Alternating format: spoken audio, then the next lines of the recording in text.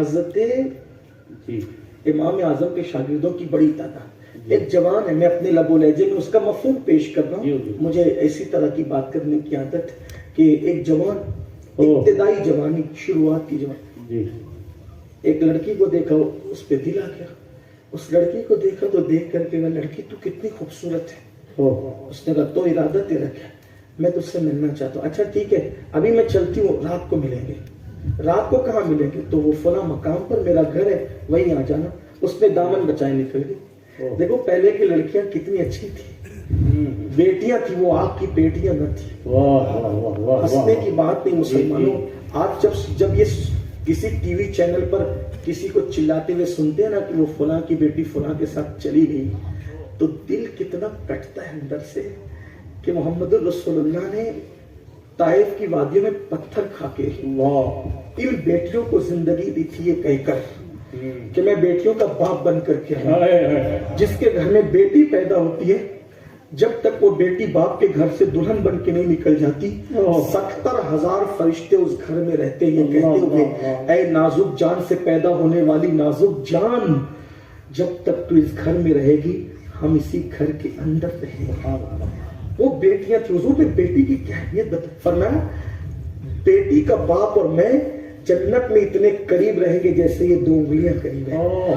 حضور نے اتنی قربانی دے کر کے تمہیں زندگی دی تھی، لوگ تو تمہیں شوہر کی چتا پر زندہ جلاتے تھے، لوگ تو تمہیں پیدا ہونے کے بعد زندہ دفن کرتے تھے، لوگ تو تمہیں شیطان کا دوسرا روپ کہتے تھے، لوگ تو تمہیں اللہ اکبر پیر کی جوتیاں کہتے تھے۔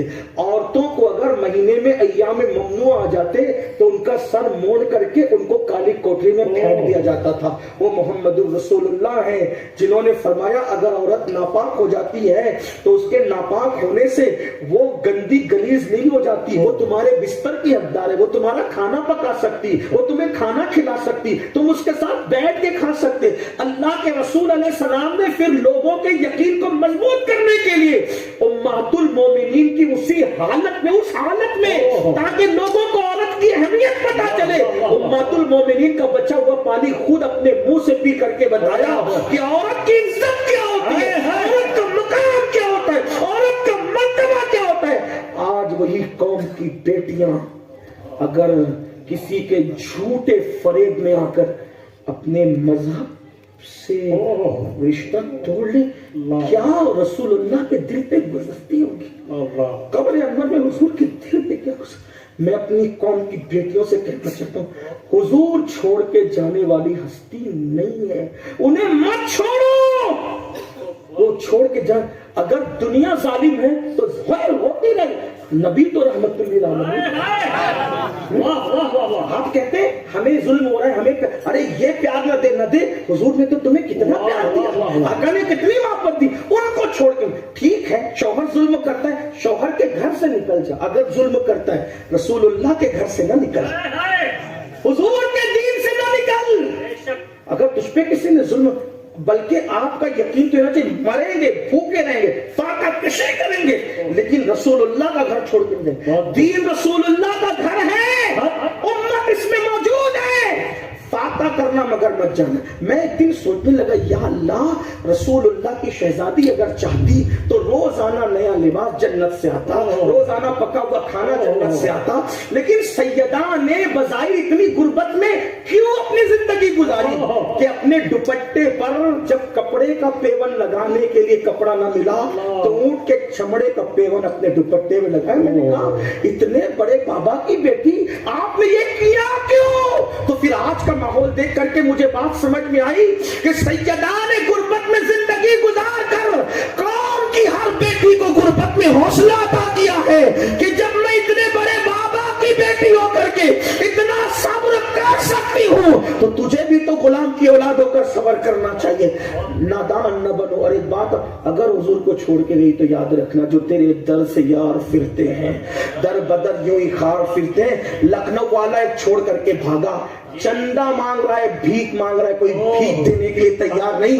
انجام دیکھ لو اس لکھنؤ والے کا کیا انجام ہو گیا، جب تک تھا تو वक़्फ़ बोर्ड का पैसा भी खा रहा था, ये भी कर रहा था, वो भी, कलमा जुड़ा हुआ था, करप्शन ही से सही हलक भर भर के खा रहा था, लेकिन कलमा जब नाम के साथ से हटा, कोई भीख देने तैयार। मैं कोई गाली नहीं दे रहा उसको, कुत्ता भी नहीं पूछ रहे, कुत्ता भी मुंह लगाने के लिए तैयार।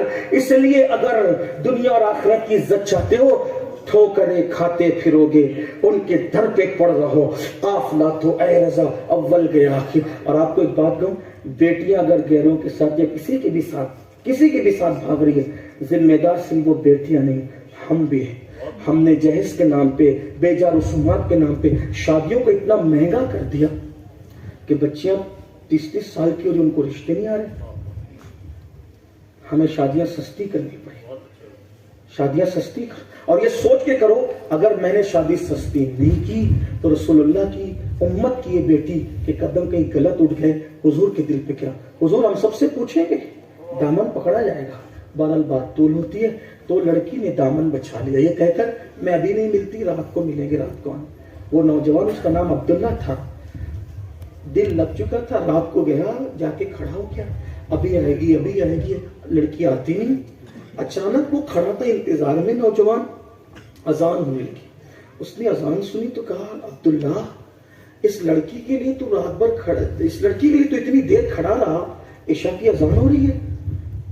तो जैसे ही मौज़िन ने अजान पढ़ते पढ़ते कहा सलातु खैरुम मिनन नौम, तो फौरन उसको झटका लगा, ये इशा की अजान नहीं है, ये तो फजर की अजान हो रही है। अब्दुल्ला, एक लड़की की खातिर तो पूरी रात खड़े खड़े गुजार दिया तूने।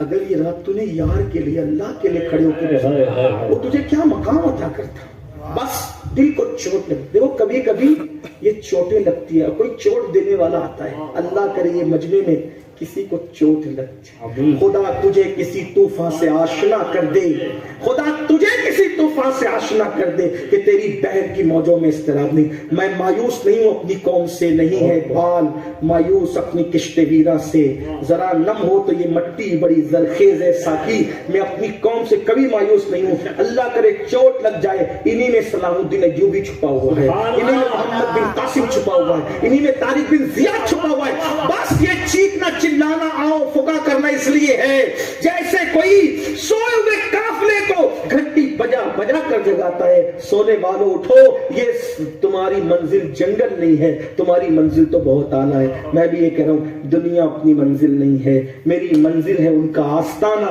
मुसलसल एक सफर है और मैं हूँ। आओ अपने आका की तरफ चलें, ये गुनाहों में जो है वो रुक मत जाओ, निकलो सितारों के आगे जहां और भी है, अभी इश्क के इम्तिहान और भी है, तू शाही है, परवाज है काम तेरा, तेरे सामने आसमां और भी है। क्या लड़की की मोहब्बत, फिल्म की मोहब्बत, गाने की मोहब्बत में डूब गए? अरे उससे मोहब्बत कर जिससे खुदा भी मोहब्बत करे, उससे मोहब्बत कर जिससे अंबिया मोहब्बत करते, उससे मोहब्बत कर जिससे फरिश्ते मोहब्बत करते। अरे नादार, जिब्रील सिदरा पे रह के बेचैन रहते हैं, अल्लाह कोई काम दे दे, काम के बहाने मदीने जाऊं और आमिना के लाल का दीदार करूं,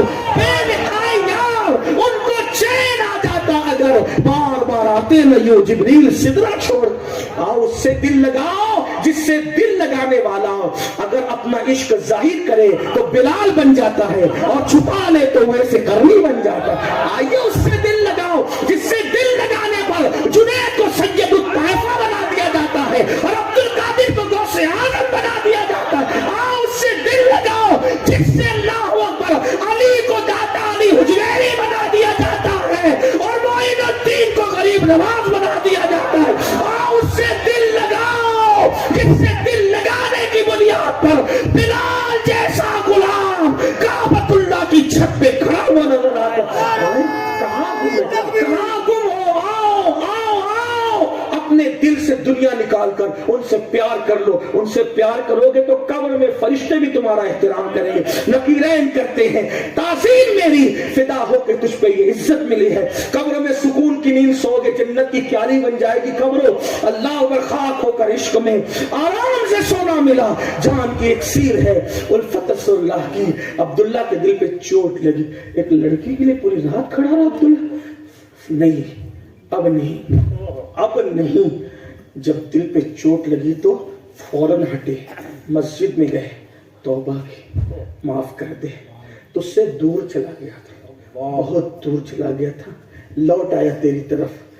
جب بھاگا ہوا غلام مالک کے دروازے پر آتا ہے، مالک پٹائی کرتا ہے، لیکن تیرا بھاگا ہوا غلام جب تیرے دروازے پر آتا ہے تو تو عزت عطا کرتا ہے۔ ہر کچہری اور عدالت کا دستور ہے، اگر گناہ کا اقبال جرم کر لو، گناہ کا اقرار کر لو تو سزا ملتی ہے، پھانسی کا پھندا ہوتا ہے، ہاتھ کی ہتھکڑیاں۔ لیکن تیری عدالت یہ ہے، گناہ کا اقرار کر لیا جائے تو تو معاف فرما دیتا ہے۔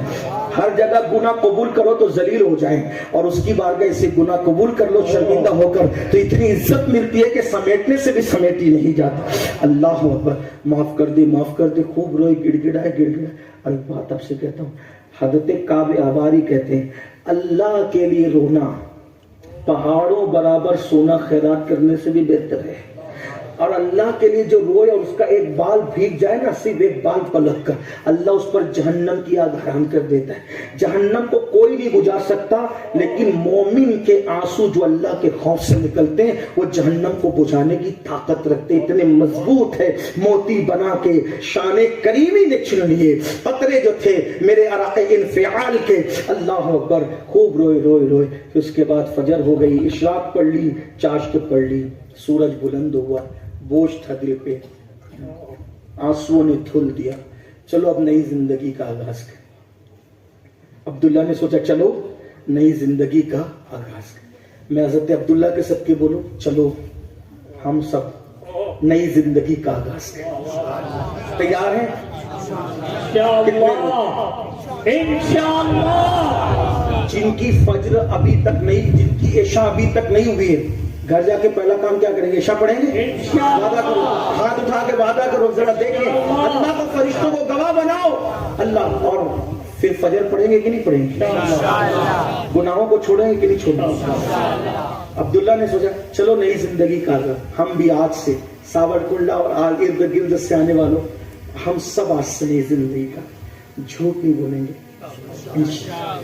چہرے پہ وسطرہ نہیں لگے گا، گانے نہیں سنیں گے، فلم نہیں دیکھیں گے، انٹرنیٹ کا غلط استعمال نہیں کریں گے، نماز کی پابندی، ارادہ کرنا اپنا کام ہے، لاج رکھنا اس کا کام، اس کے کام پر ہے۔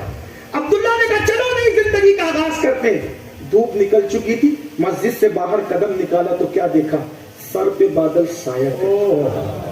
اتفاق سے ایک بڑے میاں اور ساتھ ہو گئے، تو بڑے میاں نے کہا اے جوان کون ہے تو؟